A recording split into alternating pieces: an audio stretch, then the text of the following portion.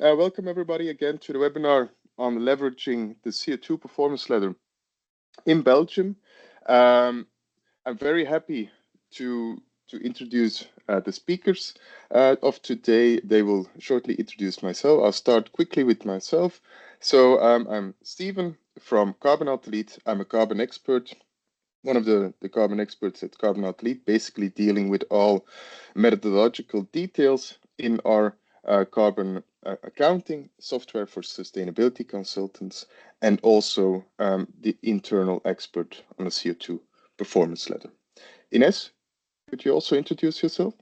Yes, so my name is Ines, also from Carbon+Delete. I'm more on the commercial side, so business development, and that's specifically for the Benelux region.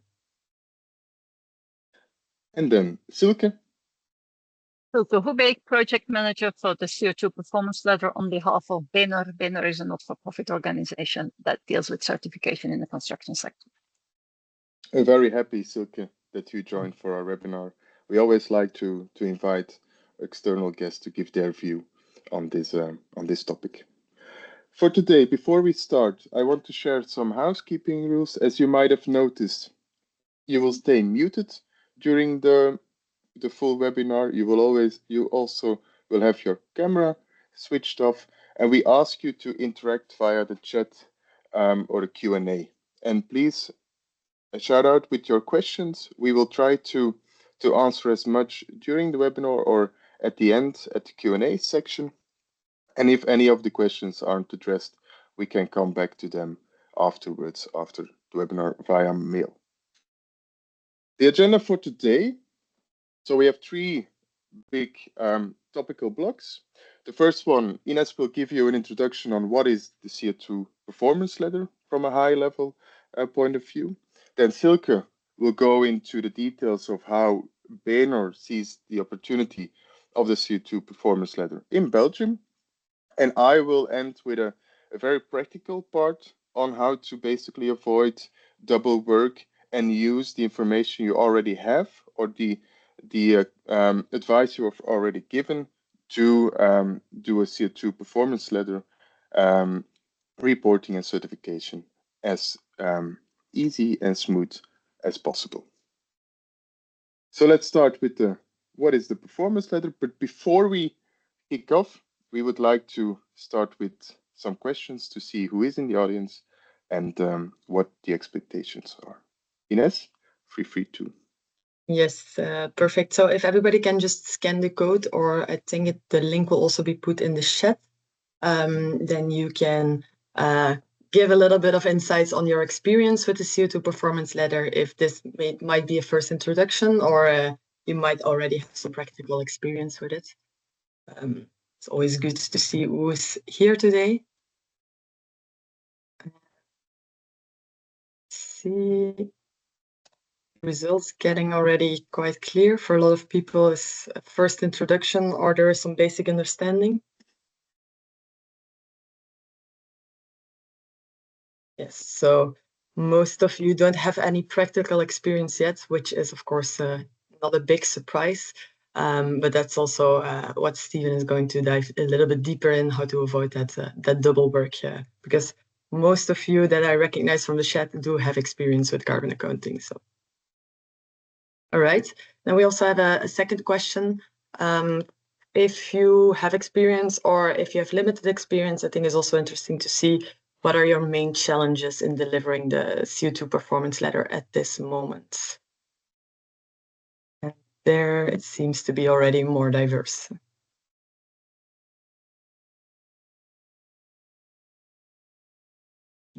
Okay.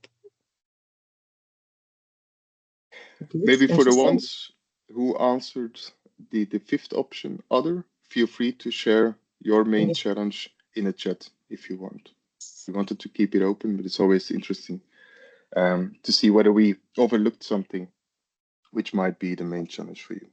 Exactly. Also, for the ones that follow our webinars regularly, you might notice that we are less attendees today than in other settings. That's because we're focusing on Belgium mainly, but that also means don't hesitate to interact with us, to ask your questions, to put feedback in the chat. We're always very curious to see what's playing in your minds. Good, and I feel like managing the consistency with other protocols and understanding the requirements is a tricky part for everybody. I will Reshare, jump in then again to the slides. You probably see them, and then I'll move to the next one to give you the floor, Ines. Perfect. Good. So this will not be a training on the handbook of the CO₂ performance ladder. Rather quick introduction of what it is. So basically, the idea is that the procuring authority gets the ball rolling and getting a sectoral change. So the procuring authorities are going to award a higher climate ambition level, and they're going to do so with using tenders using the CO₂ performance ladder. So the companies are going to set ambitious levels for their own activities, but also for their supply chain. And those ambitious levels are going to be certified with a level in the CO₂ performance ladder. And basically, the procuring authorities are going to reward with a concrete advantage in the tendering process. So in the form of a discount on the registration price. And that's also something that makes the CO₂ performance ladder quite unique. The fact that there is an economical incentive. So here, all of that should lead to CO₂ reduction in the organizations, in the project, but also in the supply chain, leading then in the end to behavioral change and to a CO₂ reduction in heavy industries. And so overall, like the sectoral change is an important part here. So if we go to the next slide, as I said, the CO₂ performance ladder, it's an instrument. It's to help companies reduce CO₂, and it facilitates that on 3 levels. So first of all, it's a procurement tool. It's compliant with the EU procurement directive. Second, there is a handbook available with certification schemes and guidances for auditors, also internal verifiers. And there is a practical guide available for companies.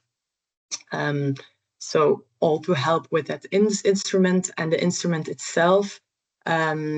If you go to the next slide, Stephen, it's basically a certification on 5 levels. The higher the level that we reach, the higher the engagement we have with sustainability. Here, we're not going to dive into the details of the different levels. But again, what makes the CO₂ performance ladder more unique is that it adds 2 perspectives, being transparency and participation in the higher levels. And in that sense, it's quite advanced as a tool or as an instrument. And here we are rolling it out in Belgium. And there, Belgium is actually joining on an ongoing European trend. So I saw some people in the attendees list that are from the Netherlands, where it's already quite present. And 1 out of 10 European tenders in the Netherlands are actually already using the performance ladder. Over 5,000 organizations are certified. That's both in the Netherlands, Belgium, and beyond. And over 300 contracting authorities, including ministries and municipalities, are using the ladders. But so basically, it's rolling out. And it's also rolling out in other countries besides the Netherlands and Belgium. So still quite pioneering there. And Silke is going to dive now a little bit deeper on the Belgium context and how BNR is seizing that opportunity. Thank you, Ines. Yeah, we can move to the next slide, Stephen. This was a survey done in the Netherlands, and if you can see here why companies wanted to start working with the CO₂ performance ladder. The major reason is the benefits from procurement, and the other one would be the need from the organization to reduce CO₂ emissions. If you look at the Belgian experience, it was the larger companies in Belgium that actually asked their federations to start looking into the CO₂ performance ladder and whether it could work in Belgium. Larger companies wanting to invest in their CO₂ reductions and reduce their emissions, but being confronted with public procurement rules that make it hard to invest in certain things because the lowest price is often applicable. And so by using the CO₂ performance ladder, there is a correction on this lowest price, and that makes it interesting. for larger companies, so they don't lose a competitive advantage by being sustainable. But this is not, next slide, please, Stephen. This is not a story just about large companies. It is also very much a story about smaller companies. You can see on this slide how which type of companies that are certified, and you can also see that certification is mainly done on level 3 and level 5. So level 3, just the organization scope 1 and 2. Level 5, you look at your supply chain. So scope 3 is included for level 5. You can see that it's just under 10% that are large companies, and more than 75% are small companies. And why is that? Because the latter has a very pragmatic approach to CO2 reduction. It's not like CSRD or SBTI, which has a very big upfront cost to start it up, but you can start small and evolve during the years, get better. And it's this plan, do, check, act cycle that helps companies to learn while doing it, learn on the job and get better. Because you can see also that it's in the Netherlands, but also in Belgium, smaller companies have very little experience with CO2 accounting or setting CO2 reduction targets. It's getting better because if you compare to where the Netherlands started, there's more attention nowadays to CO2 reduction, but still, the CO2 performance ladder allows companies to start small and learn and get bigger while doing it. Also, it provides for some exemptions for smaller companies, so they don't have to do as much as the large companies. Large companies being considered as leaders in the sector, and they have a higher burden on them. Another advantage of the CO2 performance ladder is the fact that it reduces CO2 twice as fast in projects done with it and without it. Moving on to the next slide. I was asked to say a little about timing. Well, saying little about timing is hard, especially for me, because I'm in general a very impatient person. So everything should have been done by yesterday, in my opinion. But we need time for the market to evolve as well. So there's a couple of larger procuring authorities who have already announced that they will be working with the CO2 performance ladder. MOW, Mobility Public Works in Flanders, has announced to start January 1st. There's been some issues with that, so the starting date has been postponed, but it will be it will most likely be 25. Infrabel is experimenting with it. The Belgian Building Agency has set out a complete path to work for implementing the CO2 performance ladder, starting with a top reduction in the first year. So level 4 and 5 won't have much of an advantage, but that will improve over the coming years. So they will start. There's other procurement authorities that are already using it or testing it or announcing it. So it's all every authority looks at its own market, its own companies that might be involved. You can tell in Belgium that the hydraulic works, the water sector, dredging, etc., is very much already certified, whereas in other sectors, buildings, there's less experience with it. So we have different markets. We have a federal system, you all know, with different authorities, regional and federal, that complicate things. But we, as Banner, we engage with all of them, most of them, the bigger ones first, to get them on board and to get as many companies, or to make sure that as many companies as possible can benefit from an advantage in public procurement when they start with the performance ladder. I think you can move on to the next slide. So role of Banner is something you could start with, but somehow it got here in the middle of the slide. What we do in Belgium is the promotion and the support for the CO2 performance ladder. Basically, we try to remove all obstacles for a smooth implementation. They help with capacity building for consultants, trainings for companies and certifying bodies, and there's a help desk for the Belgian market on how to implement the CO₂ performance ladder. More interesting, I think more interesting. What challenges do we meet? I've named a couple. We have a different language, or at least one of our languages is different from the ones in the Netherlands, and even the Dutch is slightly different. We use different wording. There's a different culture in how to deal with certain things. So we come across some challenges. You cannot just simply translate documents, but they need to be, people need to make them their own. There's a challenge for getting trainers teaching the CO₂ performance ladder in French. So those are challenges we meet, but we're dealing with them. We're quite happy to deal with them.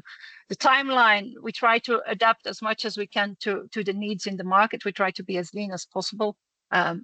Yeah, sometimes, as I said, MOA wanted to start on the 1st of January. There's been an obstacle.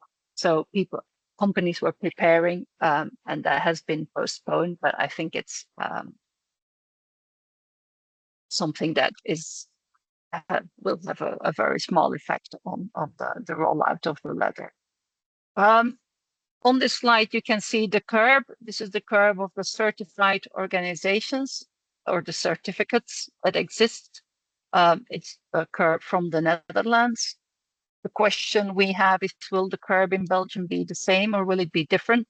If the Netherlands started in 2009 with CO₂, then yeah, we get on board in 24 when CO₂ is much more hot topic. Sustainability is much more of a hot topic. So it's hard to say if we'll have a more steep climb or not. But I'm hoping we will. We're working on it anyways. And last challenge or thing we have to pay attention to is that we have to mind competition with other countries. One, if you allow for level 5 companies immediately and give them a large advantage in the Belgian market, you risk inviting companies from the Netherlands at the disadvantage of Belgian companies. At the same time, if Belgian companies reach level 5 quite quickly, then they might be advantaged in France or Germany, where they are also testing with the CO₂ performance ladder. So it's a balance you need to strike, and we're trying to find that balance. And public authorities try to find that balance as well, as you saw with the building agency by topping off at level 3 in the first year. So there's no additional advantage for companies certified at 4 or 5. Whereas maybe in infrastructure, there will be advantages for levels 4 and 5 because there's more companies certified already on level 4 and 5 in the infrastructure. I think that's about that for this slide. So you can move on to the next one, Stephen. Yeah, when a little word about the future. Some of you might have heard that the new handbook will be coming soon, the 4.0. So it's not just a small upgrade from 3.1, but it's a completely different handbook. Timeline, not exactly sure. It will be published in January, and there will be a transition period of 18 months. And that transition period will probably start sometime in the summer of 2025. So it will come down to a transition period of 2 years, but certification will only start in the summer. In Belgium, we'll take a little more time explaining. We have an event planned, not in January, but in March. But there will be also information coming on our LinkedIn page, on our website, etc. What is so specific about the new handbook? For those starting on the CO₂ performance ladder, not much will change. So level 3 right now, scope 1 and 2 emissions, just the company, there's not much change to be expected. So people can still start. If you look at level 5, stuff will change there. I'm not mentioning 1, 2, and 4 because they will disappear in the future. So you could see on the graph before that there weren't many companies certified on 1, 2, and 4. So those will disappear. You don't have to look at them anymore in the future. So 5 will change, but it will be same sort of ambition, and a new level will be added above 5, a more ambitious level. And that's why why Handbook 4.0 will be introduced, because Kao, the team owner, wants to be more ambitious, and not just Kao, also the Dutch companies. How is that going to be more ambitious? Well, there will be a focus on climate neutrality. So companies will have to set up a plan towards climate neutrality. It's already in the ladder now, but it will be more emphasized in the future, the impact. So companies don't have to mind the small details, they have to focus all their attention on where they can have impact.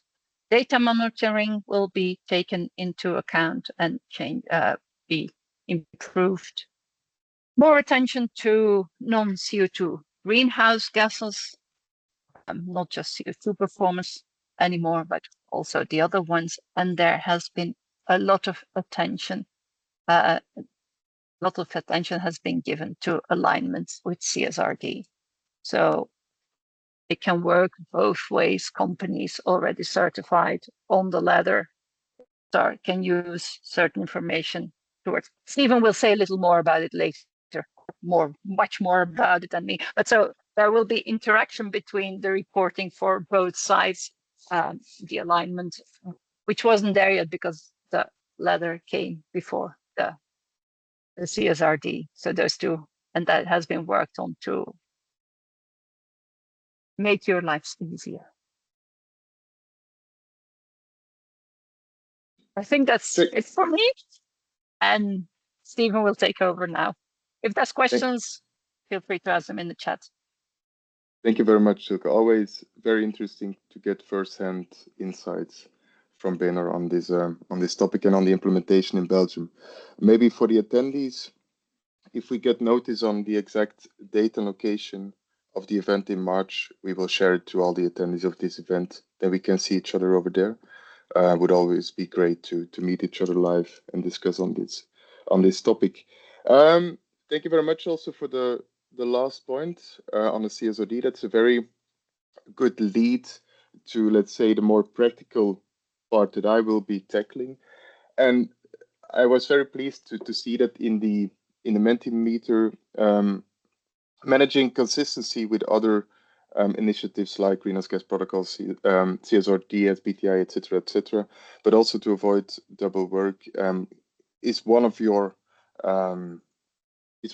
major concerns on the CO₂ performance ladder. It is also a concern of ours, so we wanted to pay some attention to it.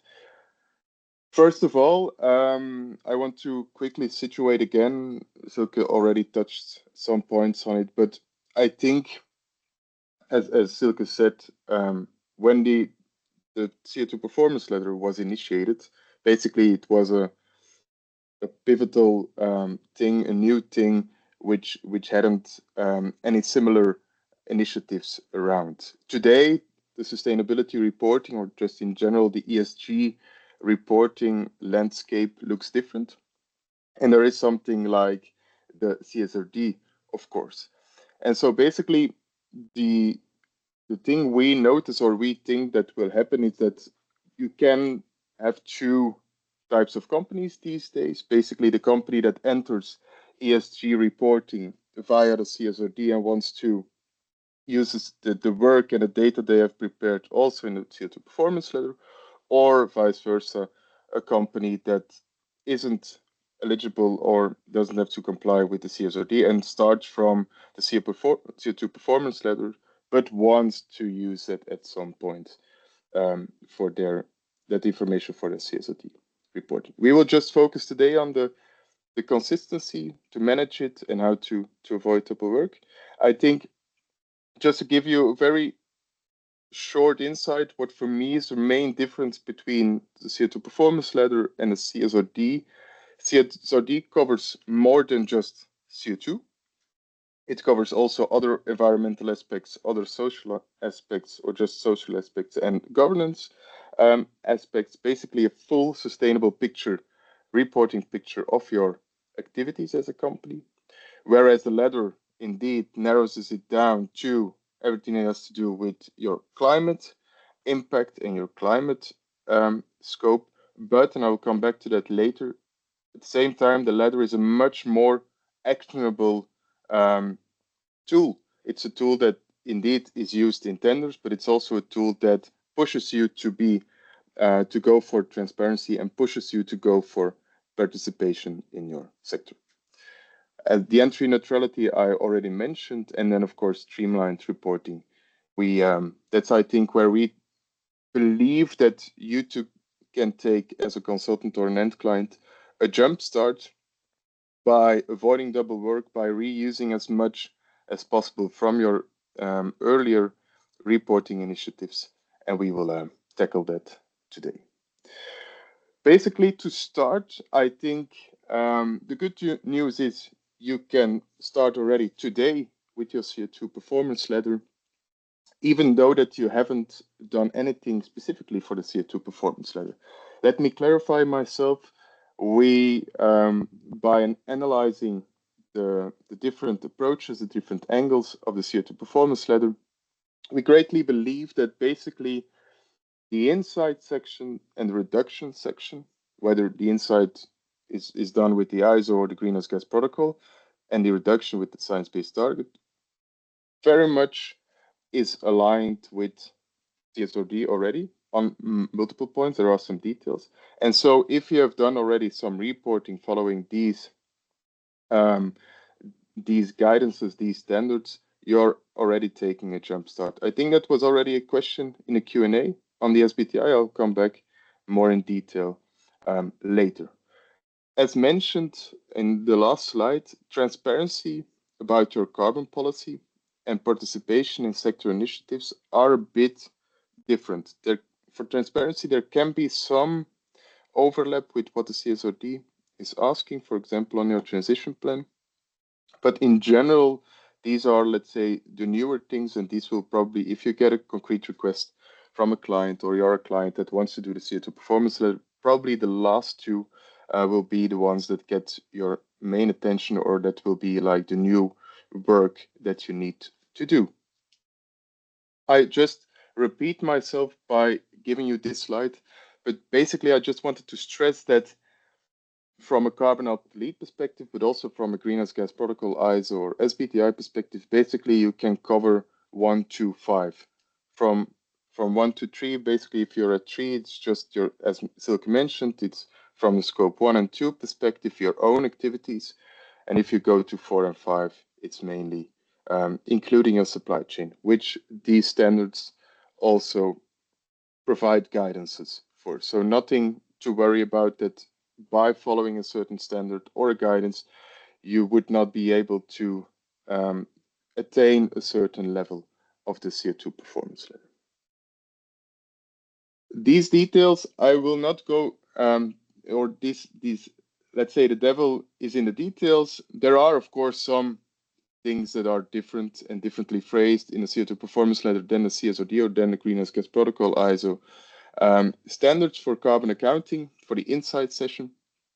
But my main message is for this one, you don't need to worry about it. We will worry about it. We will make sure that it is aligned, that if you do reporting, that it is done consistently, that we make sure that you are aware of the angles that the CO₂ performance ladder uses, or the CSRD and greenhouse gas protocol. But to comfort you, all of these inconsistency can already be overcome with version 3.1, and I'm very much looking forward to the version 4.0, where I'm very much positive about that these inconsistencies will even lower more. One of the things, and then I'm very much jumping into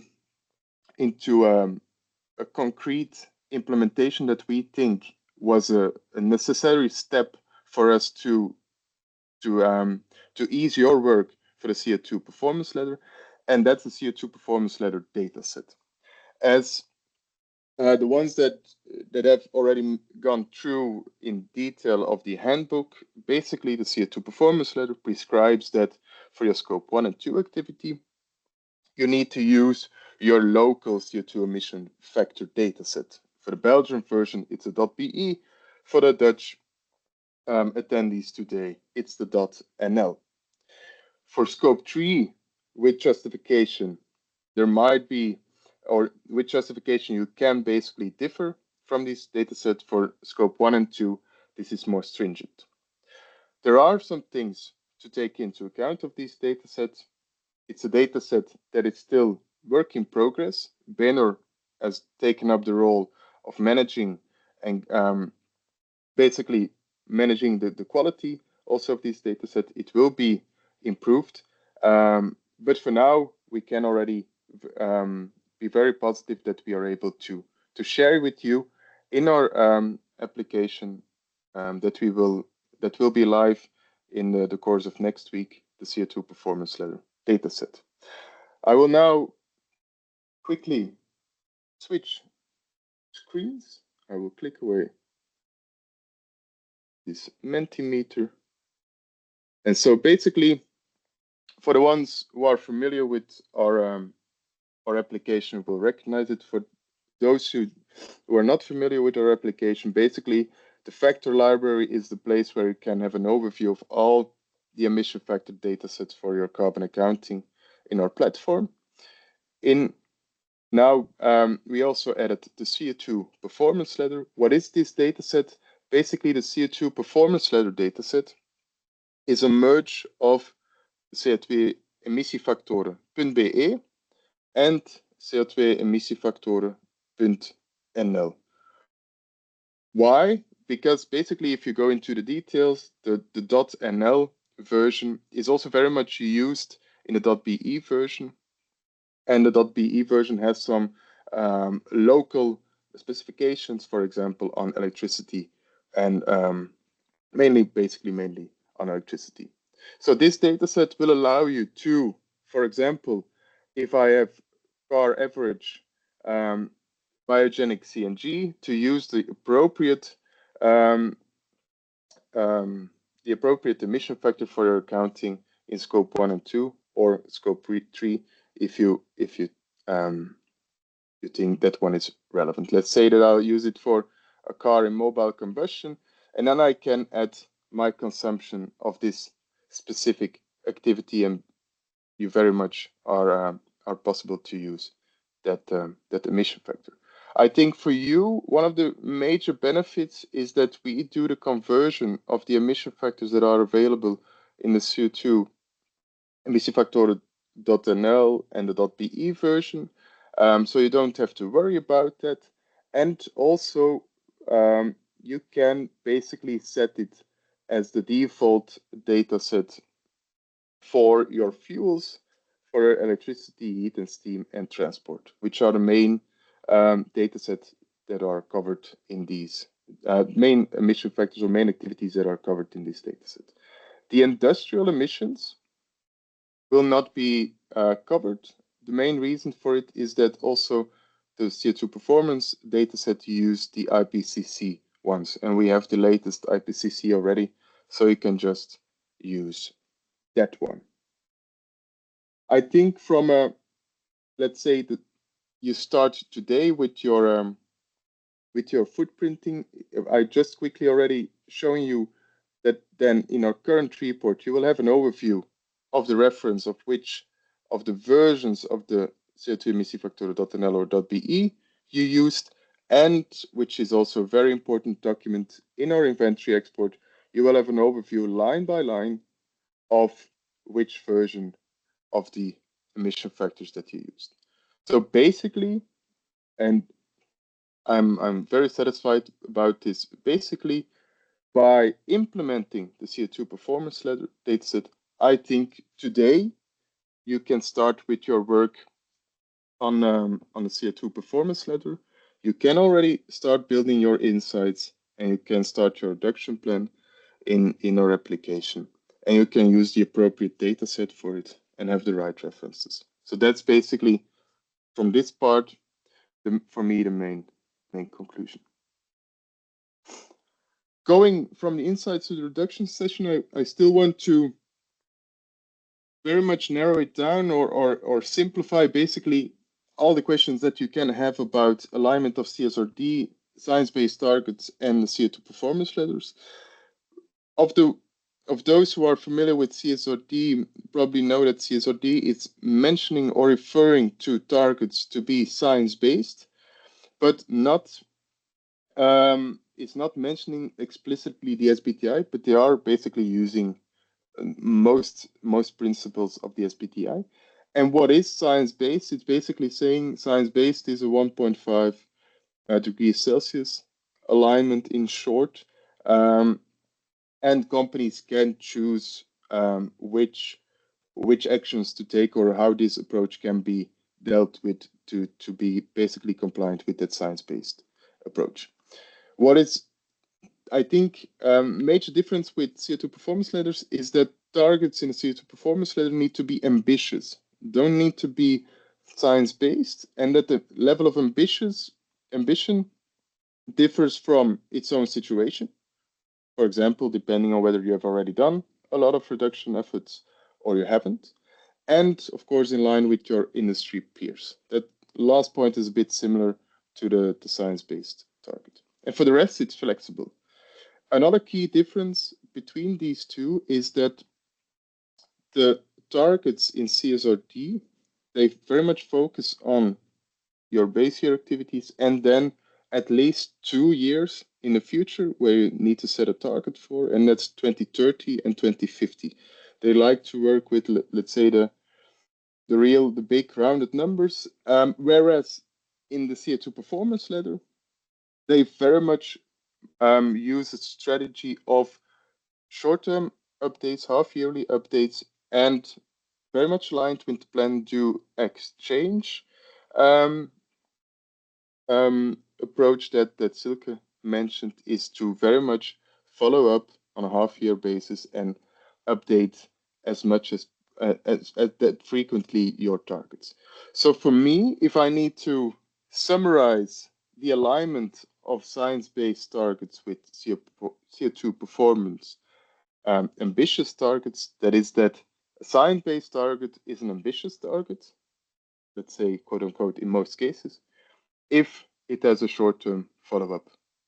So I think if you have done already science-based targets, or you set already science-based targets for your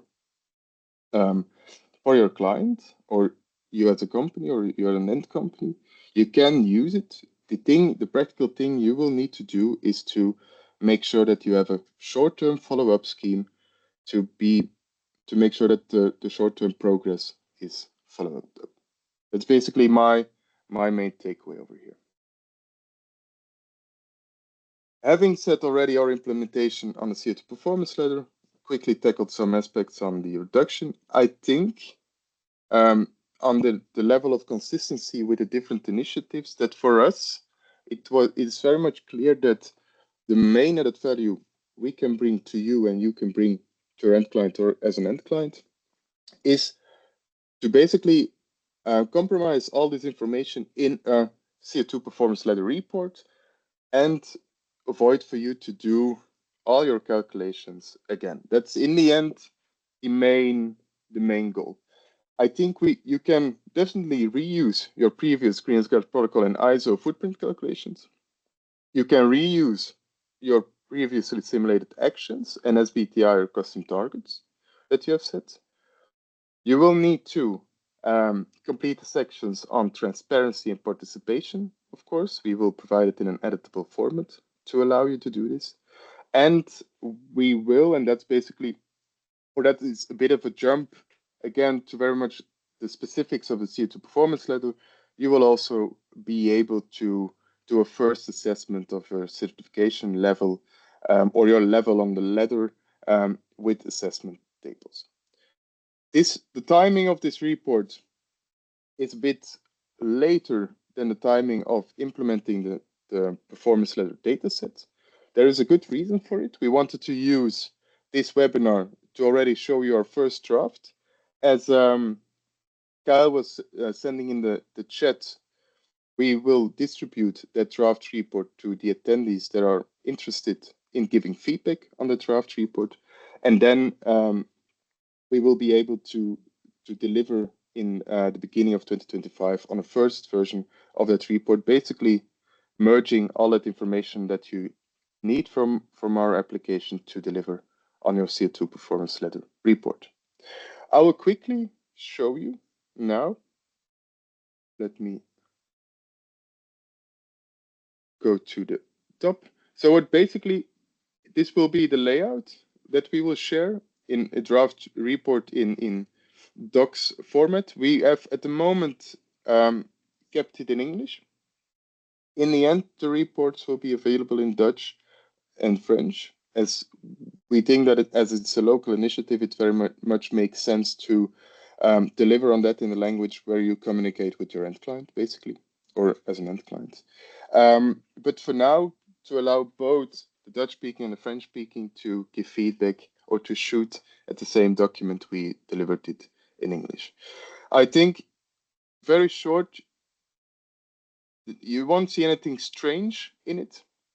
In this report, we split up the parts on insights on energy to give you an overview of your energy use per carrier and energy consumption per scope.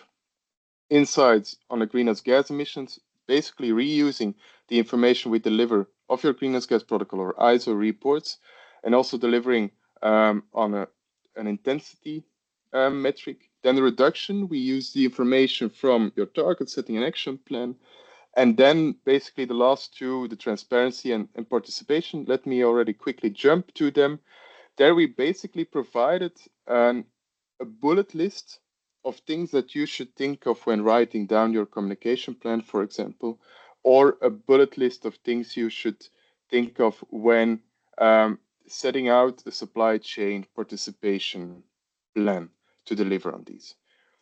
Basically, when you have done all of this work, you can use our overview of the requirements and the scoring to give a first scoring as an editor of the document and as an internal revisor. It will basically also be for you a checklist to make sure that you have all information that is necessary. A very practical one, we don't have time to go too much in detail, but is that we have set in the draft which one you need to complete yourself as a user, as not all information will be coming from platform. And at the same time, and I will very much like to use the action plan for this one, you will also have things that come from the Carbon+Alt+Delete platform, basically. So that will be pre-filled and you don't need to worry about it. All right. Very good.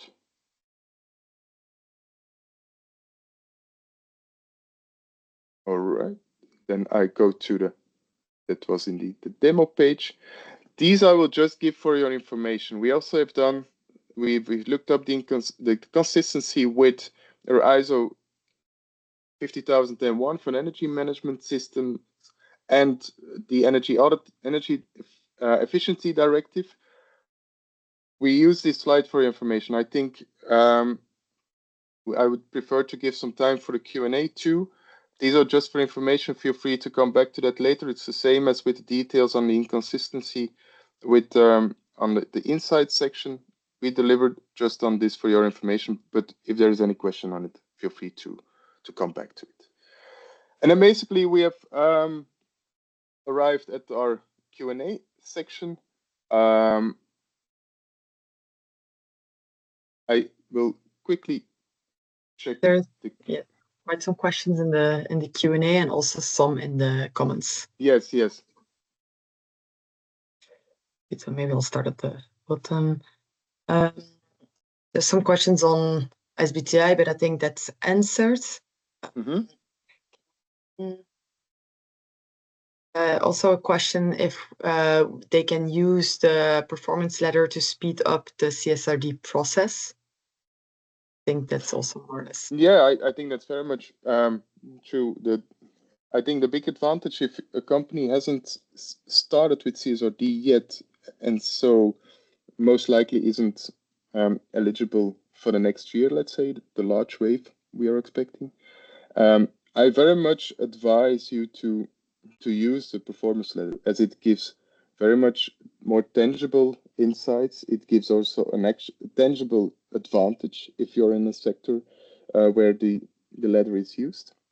And it's also focusing more explicitly on setting up a carbon management plan, setting up a transparency plan to make sure that you have a plan to communicate both internally and externally, and also to basically make sure that you are part of the right initiatives in the sector to stay up to date, but also to contribute to these initiatives. So I think that it's very much indeed it can very much be complementary. Yes. Okay. Then there's also two questions that are quite similar. One be if it's allowed to use non-CO₂ emission factor.nl or .be, and instead use the UK Gov for the performance ladder. And the other question is if I already did a GHG calculation with other emission factors, if I can, if I have to recalculate with different emission factors. Yes, I think, and Silke, correct me if I'm wrong, but very practically, so if you have done already a footprint calculation with the UK Gov, for scope 1 and 2, you will need to change to the CO₂ emission factors .be or .no if you're submitting your report for certification. But I think good news is that with our integration, that can go quite smooth. So that's also the main reason to have it in the boundaries to basically allow you to, with one click, change your setup from UK Gov to a CO₂ performance ladder setup, and do it vice versa if you don't want to do it any longer afterwards. So that's a first point. For scope 3, if you can justify that, whether it's UK Gov, whether it's EcoInvent, whether it's Exiobase, it doesn't matter which one, you can justify that the one you have found is more accurate than the one that CO₂ performance ladder delivered, then your justification is, as far as I'm informed, sufficient to differ from that data set. Yeah. Okay. I think that also answered the question of Annelies. If it's not the case, don't hesitate to add some details. And then... Yeah, maybe just is the... Yes. I think I will... So the question of would, very explicitly, so would you do indeed a new full carbon footprint? No, I wouldn't do it, especially because you can easily switch between them. It's of course, yeah, it's your choice how you like to keep the consistency in that footprinting. But yeah, I think you can very much reuse that data and just switch the emission factors. And then there's the last question in the Q&A, but there's also some in the chat. Is there an integration or alignment with maatregellijst? Yeah, so for the ones maybe who are not familiar with the maatregelenlijst, so the maatregelenlijst is basically a list of acknowledged actions, which is basically bottom-up fed in the Netherlands from actions that are useful or are esteemed useful and effective to reduce your carbon footprint. The only issue is that not all of these actions are applicable equally to the Belgian context. So as far as I'm informed, that won't be a one-on-one relationship between these maatregelen. So the answer very much depends on the country you're in, whether you can reuse the maatregelen just one-on-one, or whether you should think of, is this action really relevant for my Belgian context? And secondly, we will not, for now, in our simulation tool, give all the options of the maatregelen, but you're very much possible to basically use the information of the maatregelen to set up your actions in our simulation platform. Okay, clear. And what if you have a company that is part in Belgium and part outside of Belgium or the Netherlands? How to handle the selection of scope 1 and scope 2 emission factors?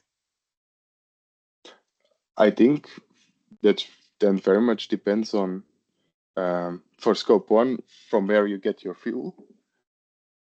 And basically, so basically the the Dutch emission factor on fuels is Dutch because it's an average composition of your Dutch fuel. From a Dutch perspective, it's Belgian fuel. You can look up whether that differs that much. Just in full transparency, at the moment for the .be and the .nl version, the fuels are just the same, so you don't have to choose between them. For electricity, you need to choose. So if you know that basically your supplier of electricity is a Belgian supplier, and of course then we can discuss about the production side, but let's say we cut off at supplier end, then you should use a Belgian electricity emission factor. If it's a Dutch one, use a Dutch one. That would be my practical advice on that one. Okay. And then maybe some more practical advice. There's a question to how to start now, if we should wait for the manual, and if they need a consultant for this. No, it's good that this question is is asked explicitly. I think you can really start today, because I'm very much convinced if you start today setting up only your footprint and your reduction plan, and just basically starting with your data management, collecting all activity data that are necessary to constitute or to build your footprint. Same for your reduction plan. You will easily jump over the timing of the delivering of the 4.0, and you will easily jump on the timing that we deliver on the report. That's also exactly the reason why we give ourselves a bit more time for the report than for the dataset, as that will easily already take up some time, if you need to start, of course. And then you can just still also use the 3.1 version later on. There is as Silke mentioned, there is a period where you can use both, and that period will still long for a certain time. I think at least a year from the moment that the 4.0 is published.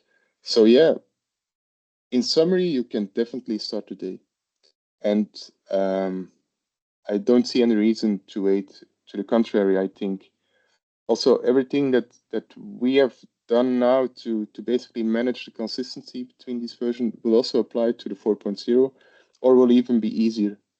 So yeah, I would just start.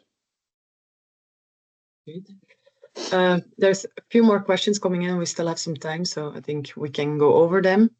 You mentioned that there will be a focus on climate neutrality for level 5 in the new 4.0 handbook.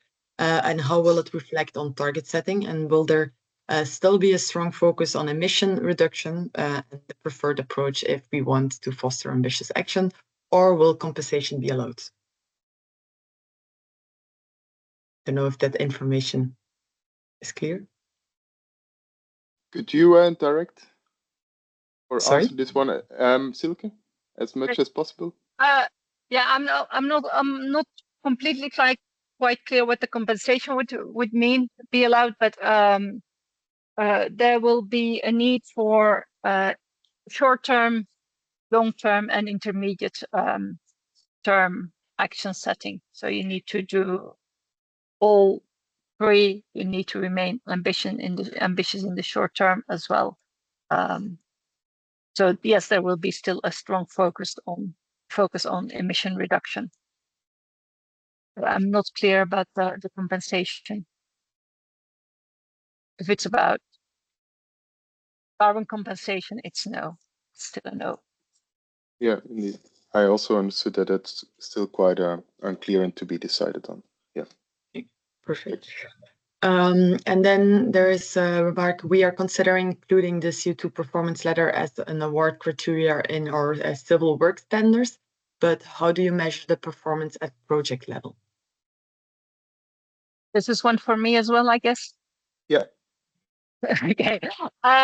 Basically, when an auditor comes in and audits the company, it will also audit the project for which a CO₂ performance ladder has been used. So there should be an audit for the project level, and so as an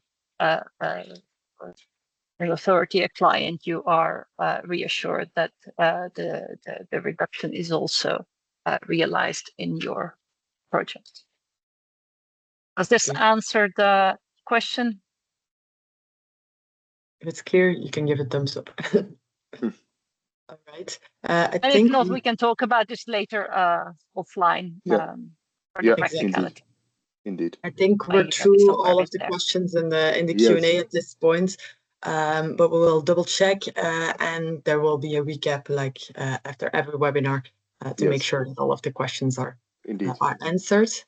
And I think that would just leave thanking Steven and Silke for their good presentations and everybody for their interactive questions.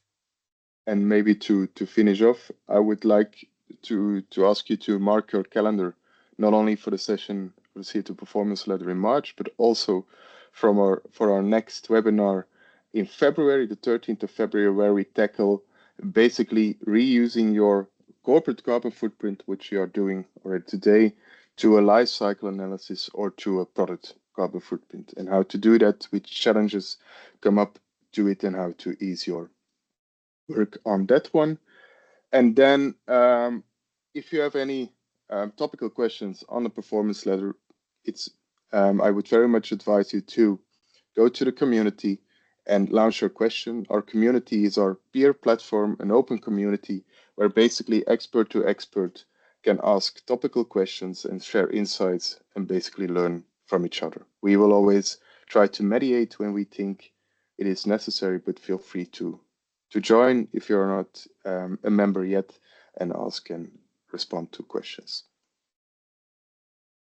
And then that's my last slide. If you want more info, please go to the support pages or schedule a demo with Ines or one of our colleagues.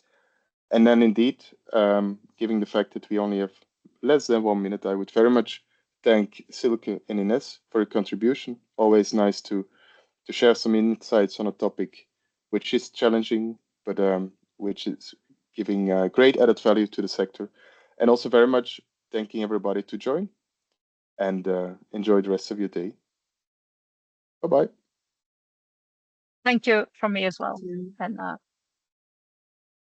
have a nice end of year.